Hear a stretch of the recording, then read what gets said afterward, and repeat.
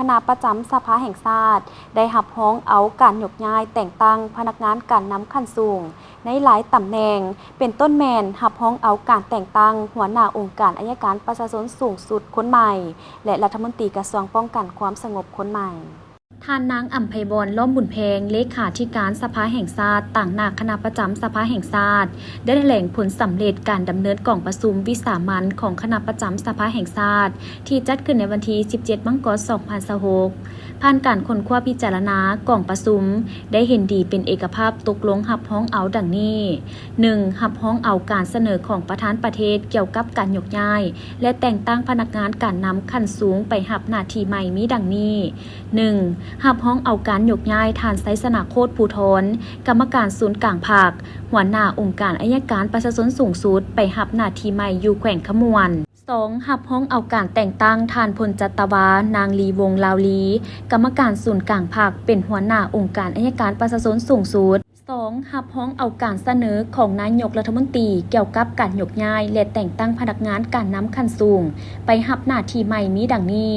1. ยกย้ายท่านพลเอกวิไลหลาคำฟองกรรมการกลุ่มการเมืองศูนย์กลางภาคเลขาธิการศูนย์กลางภาครองนายกรัฐมนตรีแห่งสาธารณรัฐประชาธิปไตยประชาชนลาวรัฐมนตรีกระทรวงป้องกันความสงบไปรับหน้าที่ใหม่อยู่ห้องว่าการศูนย์กลางภาค 2. ยกย้ายท่านคำพันธ์พรหมธาตุกรรมการกลุ่มการเมืองศูนย์กลางภาคประธานองค์การกวดกาแห่งรัฐและหัวหน้าองค์การต้านการส่อราษฎร์บางหลวงขั้นศูนย์กลางไปรับหน้าที่ใหม่ 3. ยกย้ายท่านกีแก้วไข่ค้ำพิทูลกรรมการกลุ่มการเมืองศูนย์กลางภาครองนายกรัฐมนตรี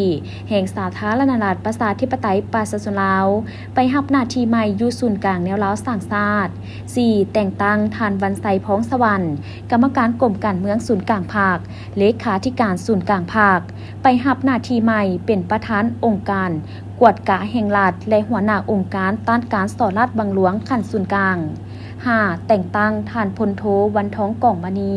เลขาธิการศูนย์กลางภาคไปรับหน้าที่ใหม่เป็นรัฐมนตรีกระทรวงป้องกันความสงบ 3. รับร้องเอาการเสนอของท่านนายกรัฐมนตรีแห่งสาธารณรัฐประชาธิปไตยประชาชนลาวเกี่ยวกับการพักการรับอุดหนุนบำนาญของท่านคำเจนวงศ์โพสี